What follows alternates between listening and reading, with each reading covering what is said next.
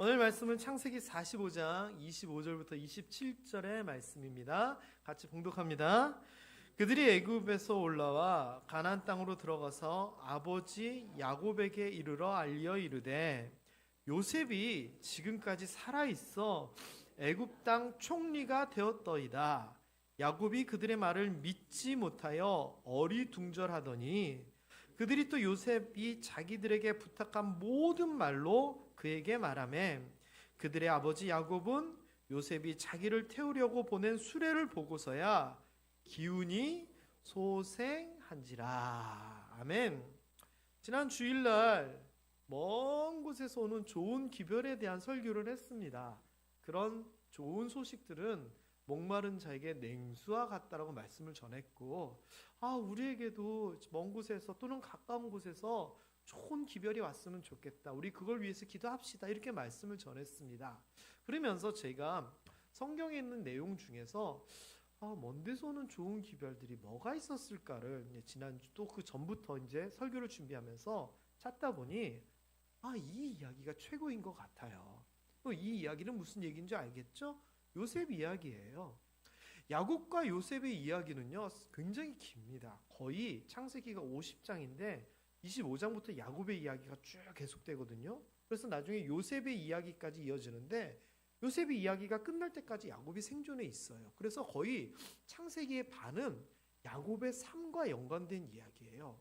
그래서 여러분들이 이 결론은 다 아시잖아요. 자, 그런데 오늘은 요셉의 이야기이지만 야곱의 관점으로 좀 보려고 해요. 결론은 여러분들이 예상하시는 요 결론이에요. 자, 그런데 저는 좀 야곱의 심정을 좀 알았으면 좋겠다 생각이 들고요. 또 우리가 주일날 하나님 앞에 예배 드리는 게 뭐 하는 거예요? 예배, 하나님 앞에 찬양하고 감사하고 영광 돌리는 게 예배잖아요. 그리고 와서 하나님의 말씀을 듣고 가는 거잖아요. 근데 듣고 가면서 좋았어 하고 가면 의미가 없어요. 오늘은 다른 주일도 마찬가지겠지만 야곱이 이랬네, 나도 이랬으면 좋겠다라고 하는 뭔가 얻고 가는 시간이 되었으면 좋겠습니다. 특별히 결론이 딱 이렇게 돼야 돼요. 나도 야곱처럼 이게 오늘 결론이 돼야 됩니다. 자, 일단 제목이 말도 안 되는 좋은 소식이에요. 말도 안 되는 좋은 소식.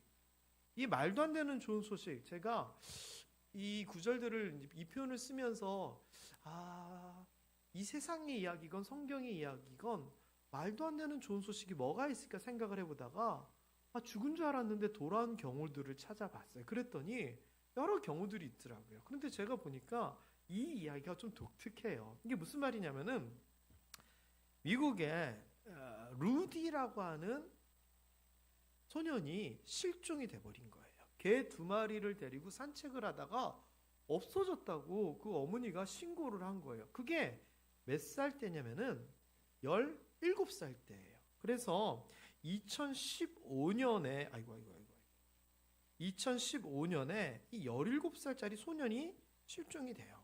자, 그런데 7살도 아니고 17살이 실종이 돼, 이게 무슨 말일까? 그냥 찾아오면 되잖아 생각했더니 이 소년이 약도 먹고 있었고 정서적으로 또 정신적으로 약간 장애가 있었던 것 같아요. 그러니까 경찰에서는 신고를 받았으니까 찾아볼 거 아니에요. 근데 못 찾아요. 그리고서는 8년이라고 하는 시간이 지나요. 8년. 그래서 2023년이 됐는데 무슨 일이 있었느냐? 이 소년이 발견이 된 거예요. 어디에서 발견됐냐면은 그 마을, 그 동네, 교회 앞에 이 소년이 의식을 잃고 쓰러져 있는 거예요.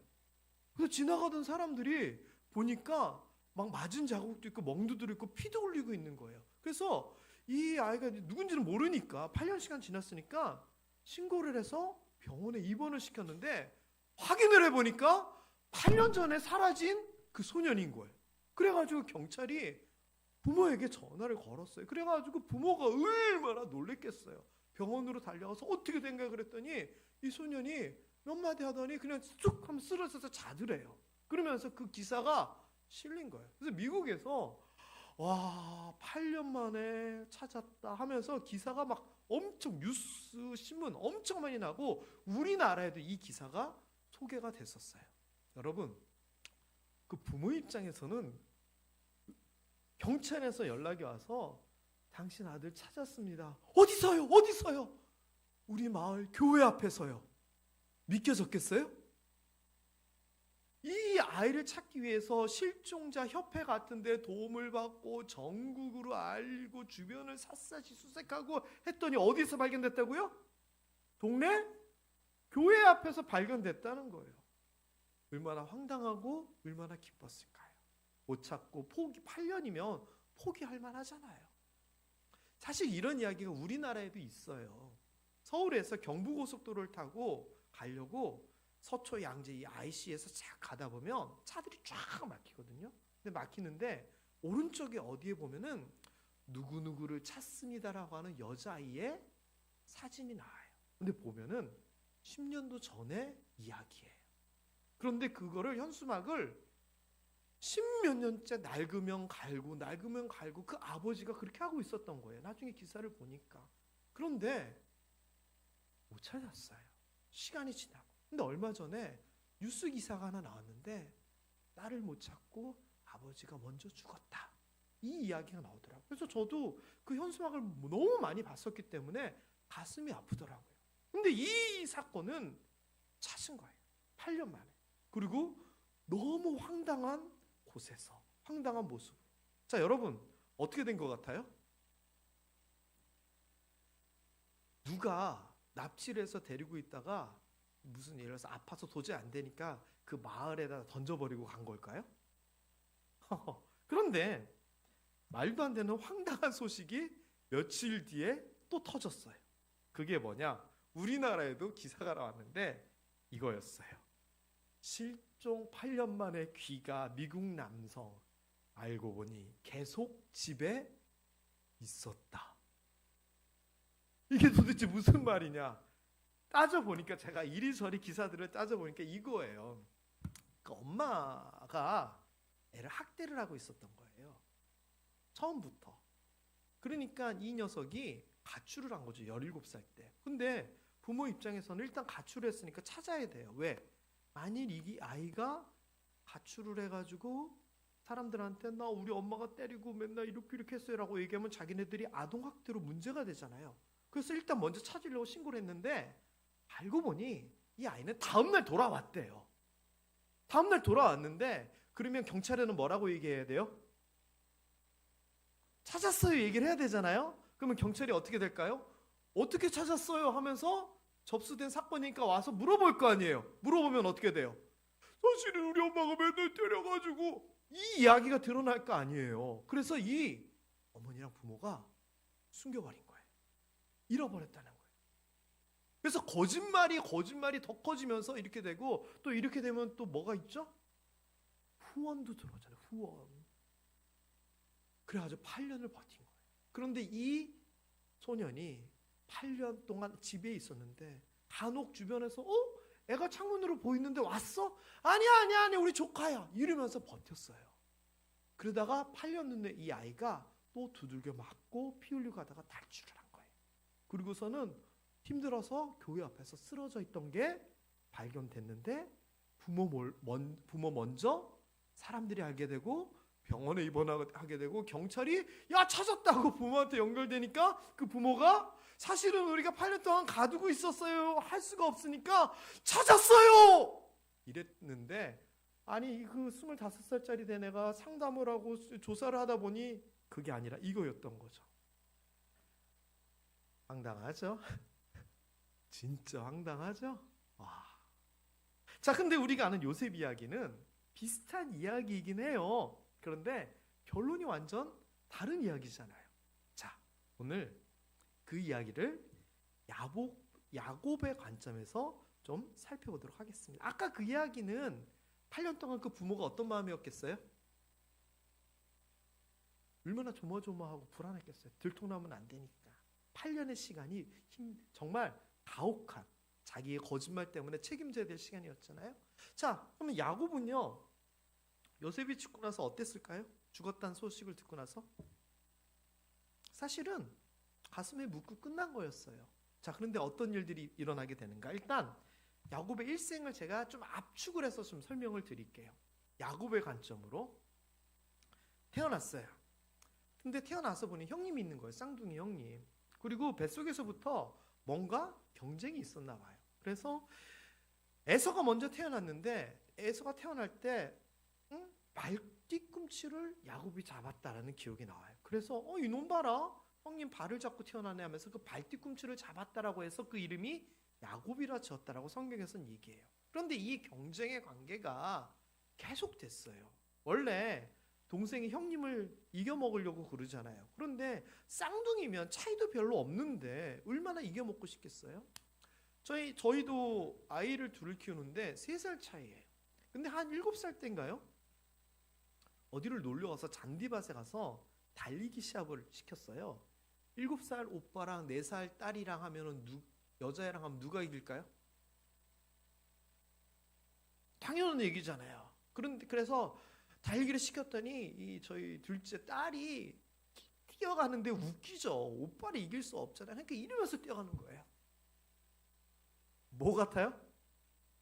프로펠러. 어디서 본 건 있어가지고 비행기 프로펠러처럼 이렇게 하고 가는데 이렇게 하면서 뭐라고 외치면서 가냐면은 에어컨! 이러면서 돌리면서 뛰는 거예요. 뭔가 했더니 이 프로펠러 돌아가는 게 선풍기 비슷한 거잖아요. 근데 선풍기라고 얘기를 해야 되는데 자기는 어리니까 에어컨 선풍기 구별이 안 되니까 에어컨! 이러면서 힘을 내서 뛰어가더라고요. 자, 그러면 누가 이겨요? 아무리 뭐 2팔로 프로펠러를 만들어서 뛰어도 3살이 오빠를 이길 수가 없잖아요. 그래서 졌어요. 그런데 우리 딸이 펑펑 우는 거예요. 오빠한테 졌다고. 뭔지 이해가 되시죠? 말도 안 되는 건데 오빠를 이겨먹으려고 그랬던 거예요. 근데 야곱이 그랬던 거죠. 왜? 나이 차이도 별로 없는 몇 시간, 몇 분 차이의 형님인데 그 형님이 형님 대우를 받지요. 큰아들이라고 해서 축복도 받게 되지요. 그러니까 이게 속상한 거예요. 그래서 이 형님과의 경쟁이 심해지다가 컴플렉스처럼 된 것 같아요. 그리고서는 나중에 이게 형님과 아버지를 속이는 일까지 나가게 된 거예요. 근데 여러분, 야곱의 입장에서 생각해 보세요. 야곱의 입장에서 얼마나 형님을 이기고 싶겠어요. 얼마나 형님이 가지고 있는 것을 내가 누리고 싶겠어요. 이거는요, 장자 장녀들은 모르실 거예요. 그런데 아마도 여기에 계신 분들도 둘째, 셋째, 막내이신 분들은 이겨먹고 싶은 거, 형은 맨날 새우 사주고 나는 물려있고 이런 것들 분명히 여러분들은 뭔지 아실 거예요. 야곱이 그랬던 거죠. 그래서 본인 스스로 뭔가를 하려고 했던 게 뭐냐? 팥죽 사건이 먼저 나와요. 팥죽 사건. 형님이 사냥 갔다 와서 배고프다 그러니까 팥죽 맛있게 끓여놓고 먹을래? 근데 공짜는 안 되지. 형, 장자권 나한테 넘기면 내가 이거 줄게. 에서는 장자권 그냥 아무렇지도 생각하지도 않고 내가 지금 배고파 죽겠는데 그게 중요하냐? 네 맘대로 해. 하고서는 아무 생각 없이 받아 먹어버려. 그렇지만 야곱은요, 속으로 생각하는 거예요. 아싸, 내가 이거 분명히 장자권 산 거야. 명분을 얻어요. 그리고서는 아버지가 나이 들어서 자녀들에게 축복 기도를 해줘야 될 게 있는데 장자를 향한 축복의 위력을 알고 있었기 때문에 내가 장자권 샀는데 내가 받아야지 하면서 어머니랑 같이 작전을 짜가지고 아버지를 속이면서 장자인 척, 새끼 염소 가죽을 여기다 대가지고 털 북승북승한 형님 흉내를 내고 눈이 잘 안 보이는 아버지를 속이기 위하여 형님 옷을 입고 가고 그래서 속여버려요. 이유가 뭐예요? 형님 이겨먹으려고. 장자가 되고 싶은 거예요. 그러니까 야곱의 입장을 우리가 어떻게 보면 얍삽하다. 왜 속여 거짓말해라고 생각할 수 있겠지만 야곱의 관점에서 보면 그의 삶은 치열한 형님과의 경쟁에서 정말 말 그대로 치열하게 산 거예요. 물론 그게 옳다는 건 아니지만 야곱은 그랬었다라는 거죠. 그래서 어떻게 돼요? 에서 형님이 그 얘기 듣고 죽여버리겠다고 막 길길이 뛰잖아요. 그래서 도피 생활을 하게 되는 거죠. 창세기 28장 5절에 보면은 우리가 잘 아는 것처럼 자기 외삼촌 라반에게로 도망을 가게 됩니다. 물론 이 도망가는 이 과정에서 하나님께서 그 베델에서 사닥다리 사건, 뭐 천사들이 오르락내리락 하는 것을 보여주면서 네가 나중에 돌아오게 될 거야 라고 하는 약속을 주시긴 하셨죠. 자, 그래서 먼 곳으로 도망가게 되는, 어찌 보면 자업자득이지만 기구한 삶을 살게 되는 게 야곱이에요. 불쌍해요, 안 불쌍해요? 불쌍하죠. 어떻게 형님 한번 이겨보려고 그렇게 하다가 결국은 실패? 결국은 결과가 안 좋게 돼가지고 먼 땅에 가가지고 살게 되는 거예요. 자, 그런데 거기 가서도 순탄하지가 않았잖아요. 결혼해야 되는데 딱 가봤더니 두 자매가 있는데 언니 레아보다는 둘째 라헬이 너무 이쁘고 좋은 거예요. 그래가지고 외삼촌한테 라헬하고 결혼하고 싶습니다 그랬더니, 야, 그러면 7년 동안 일하면 그 품값으로 내가 퉁치고 라헬 줄게. 그래가지고 7년 동안 열심히 일을 합니다. 결혼식을 해가지고 첫날 밤을 찌르고 보니까, 아니 깜깜한 밤이어가지고 몰랐는데 라헬이 아니라 못난 언니 레아인 겁니다. 그래가지고 삼촌한테 막 뭐라 했더니, 야, 그러면 7년 더해. 7년. 그래가지고 14년 동안 결혼하기 위하여 야곱은 고생을 하게 됩니다. 자, 야곱의 관점에서는 할만했어요? 어땠어요? 사랑을 쟁취하기 위해서 몇 년 보냈다고요? 14년 보낸 거예요. 그 삶은요, 우리로 치면 어떤 드라마 같은 걸로 치면 아주 기구한 삶이에요. 생각해 보세요. 7년 동안 열심히 노력해서 결혼식하고 다음날 아침 보니까 딴 여자인 거예요. 아, 막장 드라마도 이런 막장 드라마가 어디 있어요? 이런 나쁜 외삼촌이 어디 있어요? 자, 그렇게 해가지고 두 아내를 맞이하는 삶을 삽니다. 그리고서는 거기에서 열심히 일하고 하나님께서 복을 주셨더니 자기 사촌들이 질투하는 겁니다.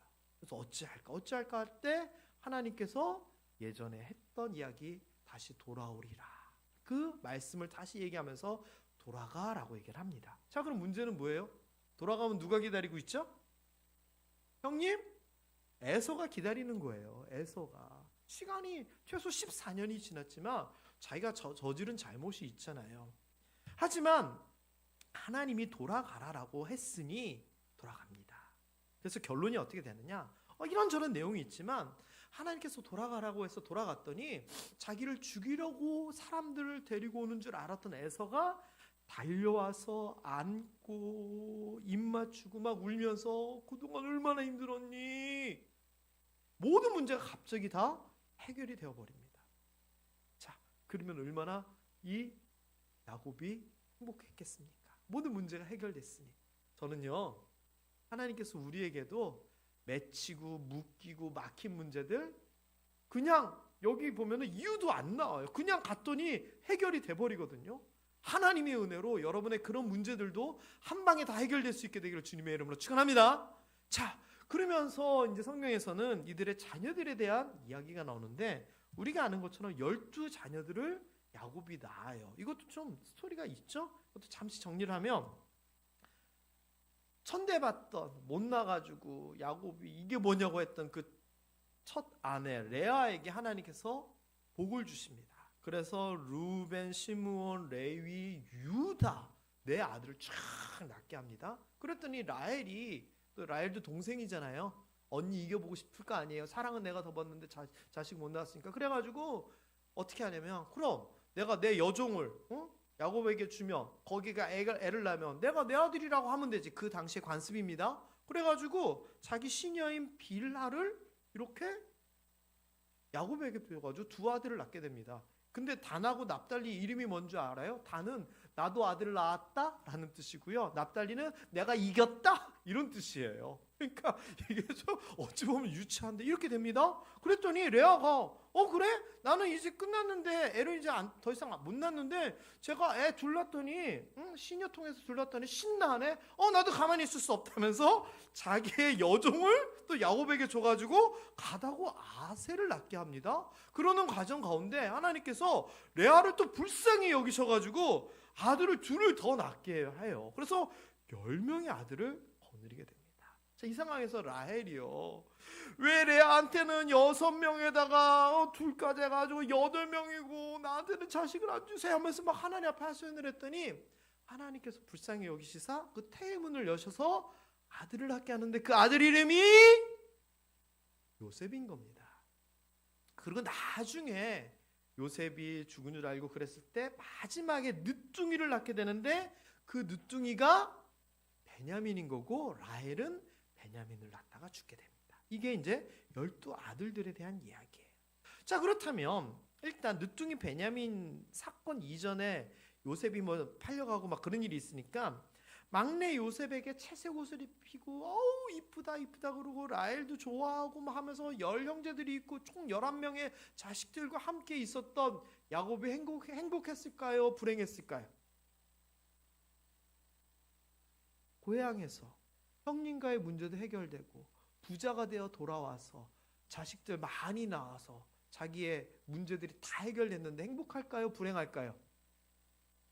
당연히 행복하죠. 자, 그런데 그렇게 행복해가지고 그의 삶이 끝날 줄 알았더니 문제가 생겨요. 그게 뭐냐? 저는 100% 야곱 잘못이라고 생각이 들어요. 야곱이 요셉을 편애하잖아요. 대놓고 편애를 해요.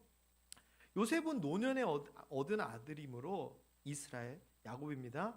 여러 아들들보다 그를 더 사랑했고 그를 위하여 뭐를? 새색 옷, 색동옷을 입힌 거예요. 비싼 옷을 해주는 거예요. 그러면 위에 있는 형들은 무슨 마음이 들까요? 화나죠. 누구 잘못이에요? 야곱 잘못인 것 같아요. 진짜로요. 게다가 이 요셉이 철이 없어요. 형들이 뭐라 그러면 아버지 형들이 말이에요. 다 일러 바쳐요. 형들은 화나죠. 그리고 어느 날은 꿈을 꿨는데 내가 꿈을 꿨는데 말이야 하면서 막 하늘의 별과 달이 나한테 절을 하고 뭐 하면서 야 아버지 어머니가 뭐 절을 하고 우리도 너한테 절을 한다고 이런 꿈 얘기를 하니까 형들 입장에서는 부글부글 끓어오를 수밖에 없는 상황이에요. 근데 야곱이 그걸 알았을까요? 몰라요. 알았더라도 대수롭지 않게 생각했던 것 같아요. 그러다가 무슨 일이 생기는 거죠? 믿을 수 없는 슬픈 이야기를 듣게 되는 거예요. 10명의 아들들이 밖에 나와서 일하고 있는데 요셉한테 심부름을 시켜요. 요셉이 혼자 형들한테 심부름 갔더니 형님들이 어떻게 해요? 죽여버리죠. 루벤이 그래도 장자라서 말려요. 그래가지고 결론이 팔아버리자 노예로 이렇게 돼버린 겁니다.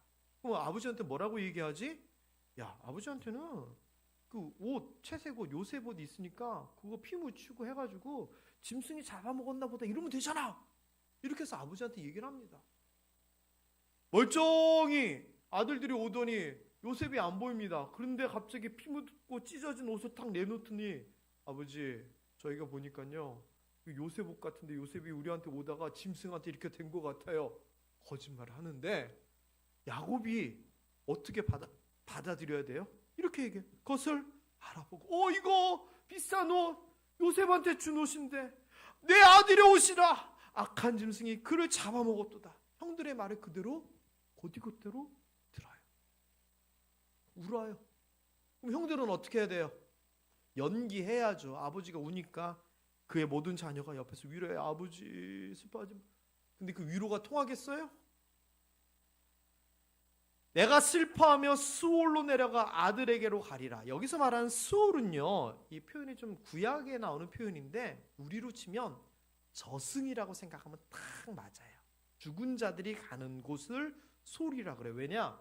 천국과 지옥에 관한 개념이 구약에서는 아주 이 초창기에는 없었어요. 그래서 수올이면 죽은 자들이 가는 곳이다라고 성경을 그렇게 해석을 하면 돼요. 자, 그래서 내가 차라리 죽어서 저승 가버리고 말지 하면서 우는 거예요. 자, 그러면 야곱의 일생을 보면은 굴곡이 엄청 심하고 지금 이 상황이 그의 삶에 있어서 너무 지금 가슴 아픈 상황이 돼버린 거예요. 자, 그렇지만 아들이 이제 요셉이 죽었다는데 어떻게 해요? 그냥 마음속에 품고 사는 거죠. 그러고서는 몇 년이 지났느냐? 22년이 지나게 돼요. 22년 동안 이 요셉은 우리가 아는 것처럼 이제 요셉의 이야기가 창세기에 나오게 돼요.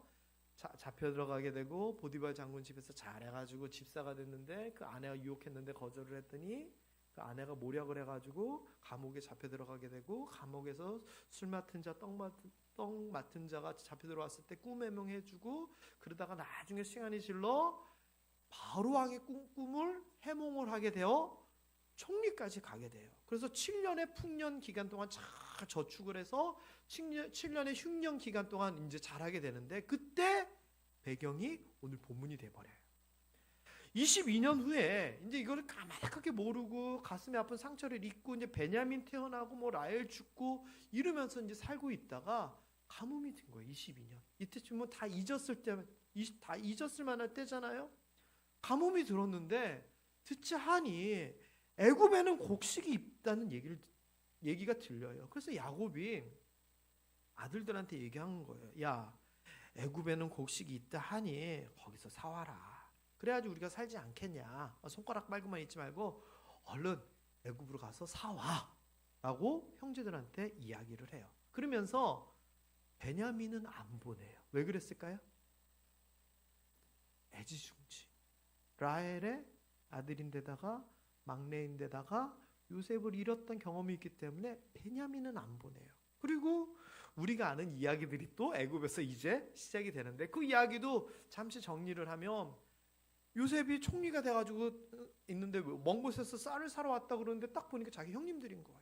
정체를 감추고 그러냐 뭐 집안은 어떠냐 뭐 아버지가 살아계시고 그리고 또 다른 형제는 없냐 막내가 동생이 있다고 그거 뭐 하니까 베냐민 얘기가 나오는 거예요. 자기 어머니 라헬이 나와.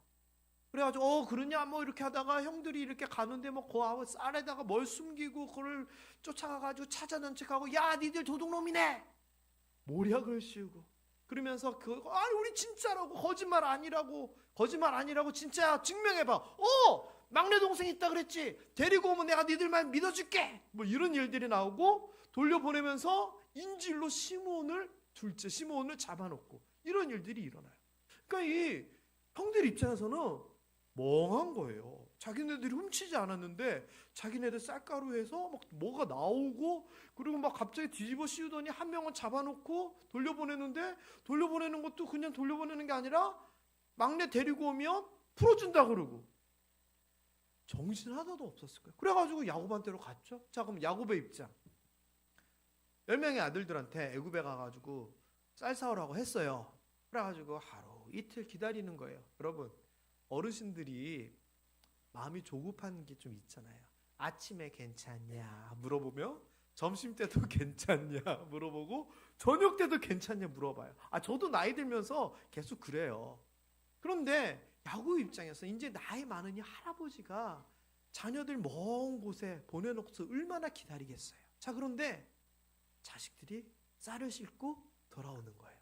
얼마나 기뻤겠어요. 아이고 쌀 사오겠다. 근데 멀리서 오는데 숫자를 세보니까 몇 명이에요? 10명을 보냈는데 9명만 오는 거예요. 그래서 이게 어떻게 된 거야? 그랬더니 아들들이 설명하기를 아버지 저희가 잘 사가지고 오는데요 갑자기 쫓아오더니 우리 짐을 뒤지는데 거기서 막 물건이 나오고요 우리가 도적으로 몰려가지고 뭐 그런 상황에서 갑자기 총리가 야 니들 말이 진짜인지 가짜인지 한번 확인해 볼래 하더니 우리가 얘기했던 막내를 데리고 오면 용서해 준다 그러고요 그러면서 믿지 못하니까 둘째 시므온을 인질로 잡아뒀어요. 아버지 저희가 베냐민 안 데리고 가면 시므온 죽어요 라는 거예요. 자 야곱이 어떻게 해야 돼요? 베냐민 보내야 돼요? 어떻게 해야 돼요? 보내야 되죠. 보냈을까요? 안 보냈을까요? 안 보내요. 뭐라고 성경에서 얘기하냐면은 이야 요셉도 죽였는데 이 베냐민까지 보내서 죽이면 어떻게 하냐면서 버텨요. 얼만큼 버티는 줄 아세요? 애굽에서 그래도 쌀은 가지고 왔거든요. 쌀 다 먹을 때까지 버텨요. 근데 쌀이 다 떨어졌어요. 그랬더니 그 아들들이 와가지고 아버지 쌀 다 떨어졌는데 또 애굽 가야 되는데 그냥 못 갑니다. 시므온은 시므온이고 베냐민을 데리고 가야지 모든 것이 해결됩니다. 그러면서 르우벤이 아버지 시므온도 잘못되고 베냐민도 잘못되면 제가 제 아들 둘의 목숨을 내놓겠습니다. 데려갈게요. 안 그러면 우리 다 죽습니다. 또 유다가 나서서 뭐라고 얘기하냐면 제가 예전에 한번 영적인 아들 유다 얘기하면서 이런 비슷한 얘기를 했는데 유다가 얘기하기를 아버지 만일에 이번에 문제가 되면 시므온이 잡혀있던 것처럼 제가 인질이 돼서 다 돌려보내니까 보내주세요. 야곱이 그러면 우리가 가지고 있는 거 좋은 것들 많이 가지고 가가지고 이거 사실은 우리가 일부러 그런 건 아니고 하면서 선물도 좀 하고 해가지고 잘 하고 우리 베냐민도 잘 챙겨가지고 데리고 와라 하면서 허락을 해요. 그리고 또 우리가 아는 이야기가 갔더니 요셉이 베냐민을 보고 감정을 주체 못하고 잠시만요 하고 들어가서 엉엉 울다가 나오고 뭐 하다가 내가 사실은 요셉이야. 근데 형들은 놀래고 아니 괜찮아. 내가 다 용서해 줄게. 하나님께서 나를 보내신 거야 하면서 막 해피엔딩이 되는 거죠. 그러면서 아버지도 일로 모시고 와. 내가 자리 잡았으니까 하면서 형들에게 아버지 모셔올 수레까지 주면서 선물까지 주면서 데려오라고 보내는 거예요. 그게 오늘 본문 바로 직전에 나오는 얘기예요.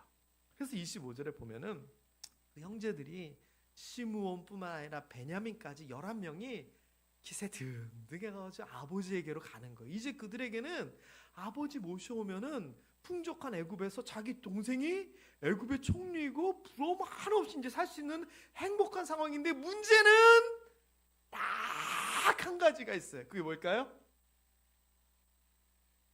아버지한테 요셉이 총리 됐다는 거 어떻게 설명해야 돼요? 어떻게 설명해야 돼요? 속일 수가 없잖아요. 그래도 어떻게 얘기는 해야죠. 그래서 애굽에서 올라와 가나안 땅으로 들어가서 아버지에게 이르는 거예요. 야곱은요, 또 언제 오나 어떻게 됐나 우리 시므온은 우리 베냐민은 한 시간에 한 번씩 나가가지고 쳐다봤을 거 아니에요. 그런데 멀리서 짐을 싣고 사람 뒤로 오는데 제일 먼저 뭐 했을 것 같아요? 숫자를 셌을 거 아니에요. 몇 명 아들인가? 처음에 10명 보냈는데 9명 왔잖아요. 근데 이번에 몇 명이 와야 돼요? 11명이 다 와야 되는 거예요. 시몬하고 기드온까지. 세봤을 거 아니에요. 11명. 아이고. 얼마나 좋았겠어요. 또 쌀 싣고 오는구나. 시몬도 오는구나. 베냐민도 걱정이 없구나. 얼마나 신났겠어요. 자, 그런데 그 좋은 가운데 아들들이 와서 표정이 비장해요.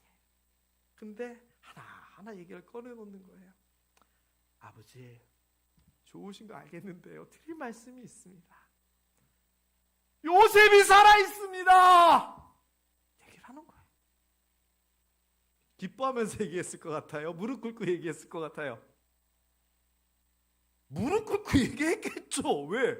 자기들이 팔아넘겼잖아요. 아버지 속이고. 그러면서 요셉이 살아있습니다 라는 거예요. 야곱이 그 얘기 듣고 22년 전에 죽었던 아들이 살아있다는 얘기를 듣고 자기 눈으로 그 옷이 찢겨있고 그 동생, 그 형들이 얘기하는데 죽었다 생각하고 우리로 치면 장사까지 다 지냈을 거 아니에요. 이 요셉이 살아있던 말을 믿어야 돼요? 말아야 돼요? 믿을 수가 없죠. 근데 한술 더 떠서 하는 말이 그 살아있는 요셉이 애굽 땅에 총리가 되어 있습니다라고 얘기를 하는 겁니다. 야곱의 입장에서 이 말을 도대체 어떻게 받아들여야 돼요? 성경에서는 요셉의 생존을 얘기하니까 말도 안 되는 좋은 소식임에도 불구하고 믿기 어려워합니다. 믿기 어려워합니다. 26절에 보면 딱 정확하게 얘기합니다. 그들의 말을 믿지 못하더라. 그러면서 표현에 어리둥절하더니라는 표현이 나와요. 자, 근데 어리둥절은 제가 연기는 잘 못하지만 어리둥절 이거잖아요. 응? 이게 어리둥절이잖아요. 자, 그런데 원어를 보면은요, 푸그라고 하는 단어를 쓰거든요. 근데 옛날 성경에는 기색하더라라고 해요. 이 색은 우리가 뇌경색 할 때 그 색이에요. 마비를 얘기하는 거예요. 그러니까 기가 마비된 거예요. 그러니까 우리로 치면 멍해서 졸썩 주저앉은 상황을 생각하면 될 것 같아요. 푸그라고 한 단어가 마비되다, 허약하다, 감각이 없다 이 표현이에요. 그러니까 도저히 믿을 수가 없는데 아니 그때 죽었는데 채색옷에 피도 다 묻어 있었는데 아들들이 죽었다고 얘기했는데 어떻게 22년 지났는데 살아있지? 어떻게 총리가 되어 있지? 도대체 말도 안 되는 얘기를 하니까 멍하고 벌써 주저앉을 수밖에 없어요. 이게 사실인가? 그래서 그 아들들이요 이제 설명을 하는 거예요. 다시 설명을 하면서 아버지 이 수레 보세요. 우리 요셉이가 아버지 모셔오시라고 이렇게 화려하고 좋은 수레를 보냈어요 라고 얘기하니까 그제서야 이게 진짜인가 하면서 기운이 다시 돌아와요. 여러분, 자, 야곱이 지금 무슨 심정일까요? 아이 남의 얘기라고 그냥 멀뚱멀뚱 듣지 마시고 여러분이 야곱이라면 무슨 심정이에요 지금? 말도 안 되는 일이 지금 생긴 거잖아요.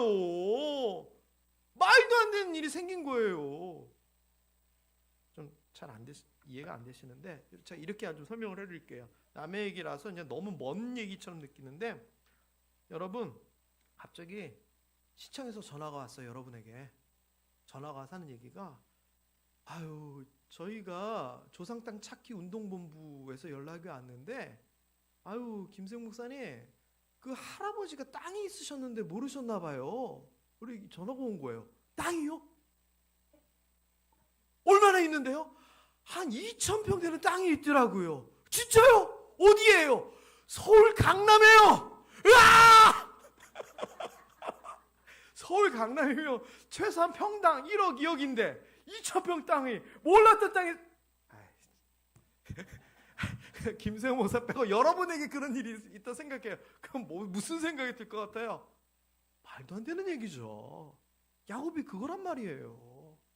22년 전에 죽었던 아들이 살아있다고 그러고 왜 총리가 돼 있다는 거예요. 이건 강남 땅 2,000평보다 더한 얘기가 지금 야곱에게 생긴 거예요. 말도 안 되는 좋은 소식이죠. 이 이야기가 무슨 얘기냐? 이거잖아요. 먼데 애굽에서 가지고 온 좋은 기별, 목마른 자에게 냉수와 같은 이라 사실 이거보다 더한 얘기잖아요. 야곱은 상상도 못했던 말도 안 되는 좋은 소식. 그것 때문에 야곱뿐만 아니라 그 집안은 말도 안 되는 변화가 일어나요. 자, 그런데 왜 이런 일들이 생겼을까요? 야곱 때문에 그런 일이 생겼을까요? 아니에요. 하나님의 계획은 뭐예요? 요셉을 거기에 보내고 요셉을 사용하시고 총리가 되게 한 다음에 야곱을 그리고 그 집안을 애굽으로 들여보내고 애굽에서 한 집안이 아니라 한 민족을 이루어서 이스라엘 민족을 만들고 그 다음에 그 이스라엘 민족을 다시 가나안 땅으로 되돌려서 아브라함에게 하신 약속을 이룬 다음에 거기에서 나라를 만들게 하고 거기서 믿음을 유지하게 하고 거기서 말씀이 이어지게 한 다음에 누구까지 연결되는 게 하나님의 계획이에요? 예수님까지 이어지는 것이 하나님의 계획이었잖아요. 그 과정 가운데 이 일들이 일어나게 되는 거예요. 하지만 야곱의 입장에서는 뭐예요? 하나님의 가정 가운데서 사용되는 집안이지만 야곱의 입장에서는 그 하나님의 일하심을 지켜볼 때는 말도 안 되는 일들이 일어나는 거예요. 저는요,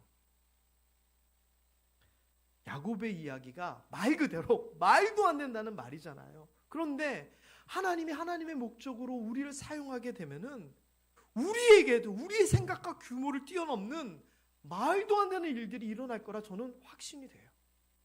그렇다면 우리가 뭘 기도하고 뭘 바라야 돼요? 하나님!